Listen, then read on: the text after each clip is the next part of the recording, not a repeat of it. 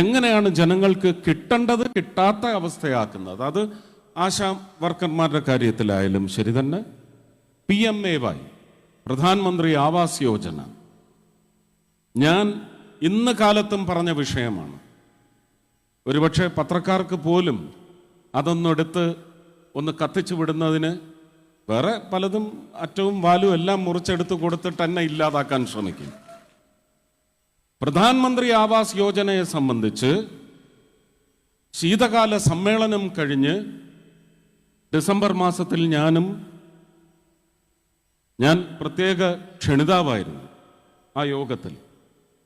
കേരളത്തിലെ പവർ മിനിസ്ട്രിയുടെ ഉദ്യോഗസ്ഥർ, power minister, urban development മിനിസ്ട്രിയുടെ ഉദ്യോഗസ്ഥർ, അതിൻ്റെ മന്ത്രി വന്നില്ല.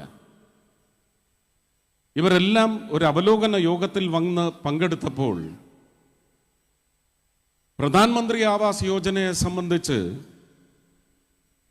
പ്രധാനമന്ത്രി പ്രത്യേകം ചട്ടം കെട്ടിയതിൻ്റെ പശ്ചാത്തലത്തിൽ ആ വകുപ്പ് കൈകാര്യം ചെയ്യുന്ന മന്ത്രി ഒരു ചോദ്യം ചോദിച്ച്, എന്താണ് കേരളത്തിൽ ഇത്രയധികം ആവശ്യം വളർന്നുകൊണ്ടിരിക്കുന്നത്? നൽകൽ വളരെ ശോഷിച്ച രീതിയിൽ പോയിക്കൊണ്ടിരിക്കുന്നത്. വകുപ്പ് സെക്രട്ടറി ഒരു സ്ത്രീയാണ്, IAS കാരിയാണ്, ഞാൻ പേര് പറയുന്നില്ല. അവരിതിന് മറുപടി അവരുടെ മന്ത്രി വഴി പറയുമെങ്കിൽ പറയട്ടെ. മുഖത്തടിച്ച മാതിരി പറഞ്ഞത് അത് ഞങ്ങൾക്ക് കേരളത്തിൻ്റെ സംസ്കാരത്തിന് ചേരാത്ത ഒരു പദ്ധതിയാണ്. പ്രധാനമന്ത്രി ആവാസ് യോജന എന്നത് PMAY എന്ന് പറയുന്ന ഒരു മുദ്ര അങ്ങനെ നിർമ്മിക്കപ്പെടുന്ന വീടുകളിൽ ചാർത്താൻ സാധിക്കില്ല. അത് ഞങ്ങളുടെ മലയാളി, അങ്ങനെ ഒരു ഉപഭോക്താവിന്, അത് ഗുണപ്പെടുന്ന ഒരാളിന് അത് വലിയ മാനക്കേടാണ്, കുറച്ചിലാണ്. അതുകൊണ്ട് അത് സാധിക്കില്ല. PMAY എന്ന് എഴുതി വയ്ക്കാൻ സാധിക്കില്ല. നമുക്കിതൊരു സോഷ്യൽ ഓഡിറ്റാണ്. ഒരു സ്കീമിലൂടെ രാജ്യത്തെ പൗരന്മാർ നൽകിയ ചുങ്കപ്പണം ഒരു പൂളിലേക്ക് വന്ന് അതിന് വിവിധങ്ങളായ ആവശ്യങ്ങൾക്ക് വേണ്ടി വകയിരുത്തി വരുന്നതിൽ PMAYക്ക് ഇത്ര കോടി, ഇത്ര ആയിരം, ഇത്ര ലക്ഷം കോടി കൊണ്ട് എവിടൊക്കെയാണ് ആ വീടുകൾ ഉണ്ടായതെന്ന് പറയുന്നതിൻ്റെ ഓഡിറ്റ് എലമെൻ്റാണിത്. അത് ചെയ്തേ മതിയാവും. അത് ചെയ്യാൻ സാധിക്കില്ല എന്ന് പറഞ്ഞാൽ അടുത്ത പദ്ധതിയുടെ അടുത്ത ഫേസിൽ നമുക്ക് കേരളത്തിന് ഇത് നൽകാൻ പറ്റാത്ത അവസ്ഥ വരും. പക്ഷെ അങ്ങനെ ഒരു ഉദ്ദേശം ശ്രീ നരേന്ദ്രമോദിക്കില്ല. അതിനുള്ള മാർഗം അദ്ദേഹം കണ്ടെത്തിക്കോളും. കണ്ടെത്തി അത് പ്രാബല്യത്തിൽ വരാൻ തുടങ്ങി എന്നാണ് ഞാൻ മനസ്സിലാക്കുന്നത്.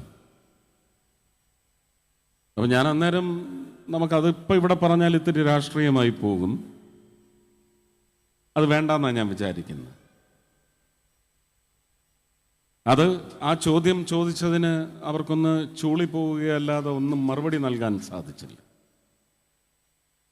1 മണിക്കൂർ കഴിഞ്ഞ് ഉച്ചയൂണിന് മുഖ്യമന്ത്രി അവിടെ എത്തിയപ്പോൾ അദ്ദേഹത്തോടും മന്ത്രി ഇതേ കാര്യം ചോദിച്ചു.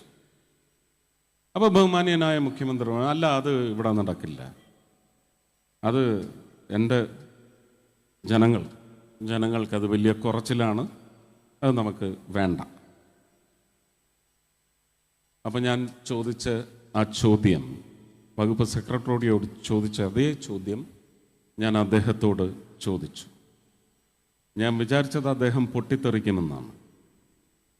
പക്ഷേ ഞാൻ വളരെ മോശപ്പെട്ട രാഷ്ട്രീയക്കാരനാണ്, അല്ലെങ്കിൽ ഞാനൊരു രാഷ്ട്രീയക്കാരനെ അല്ല, അദ്ദേഹം മുന്തിയ രാഷ്ട്രീയക്കാരനാണെന്ന് തെളിയിക്കുന്ന തരത്തിലാണ് അദ്ദേഹത്തിൻ്റെ റിയാക്ഷൻ അന്നുണ്ടായത്. ഞാനതിനെ ആദരിക്കുന്നു. പക്ഷേ ആ ആദരവ് ഞാൻ ഇവിടെ നിന്ന് പ്രഖ്യാപിക്കുമ്പോഴും ഞാൻ അദ്ദേഹത്തോട് പറയുന്നു, ഇത് ക്രൂരതയാണ്, കൊലപാതകം ചെയ്യുന്നതിന് തുല്യമാണ് എന്നെനിക്കിവിടെ നിന്ന് പറയേണ്ടി വരും. പാവപ്പെട്ടവന് ഒരു മാനക്കേടും ഒരു അഭിമാനക്കുറവും ഒന്നും ഉണ്ടാവില്ല. അവന് വേണ്ടത് ഒരു കൂരയാണ്. ഞാൻ എത്രയോ സ്ഥലങ്ങളിൽ ചെല്ലുമ്പോൾ അതെൻ്റെ ഉത്തരവാദിത്വം അല്ലെങ്കിൽ പോലും വീടുകൾക്ക് വേണ്ടി യാചിക്കുമ്പോൾ സർക്കാരിൽ പോകൂ, 3 സെന്റ് സ്ഥലം കൈക്കലാക്കൂ, അനുവദിച്ച് നേടിയെടുക്കൂ. ലൈഫ് മിഷൻ സംസ്ഥാന സർക്കാരിൻ്റെ പദ്ധതി ആയതുകൊണ്ട് ഞാനതിന് കുറച്ച് കാണുന്നില്ല.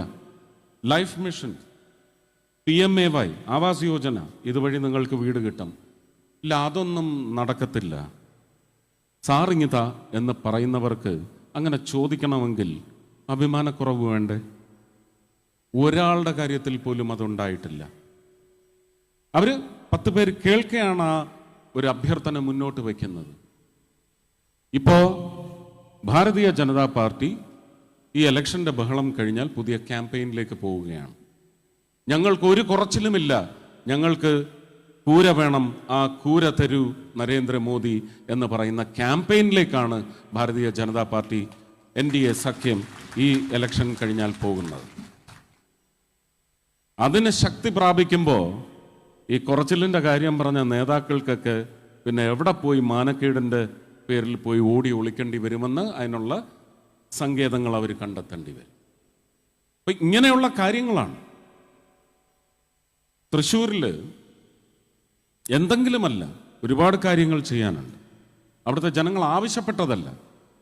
ഒരു തിരഞ്ഞെടുക്കപ്പെടുന്ന ജനപ്രതിനിധിയുടെ, പ്രത്യേകിച്ച് NDAയുടെ കീഴിൽ BJPയുടെ ഒരു പ്രതിനിധിയായി പാർലമെൻറ്റിൽ ചെന്നിരിക്കുമ്പോൾ ചെയ്യേണ്ടതായ കർത്തവ്യങ്ങളെക്കുറിച്ച് പൂർണ്ണ ബോധ്യമുണ്ട്.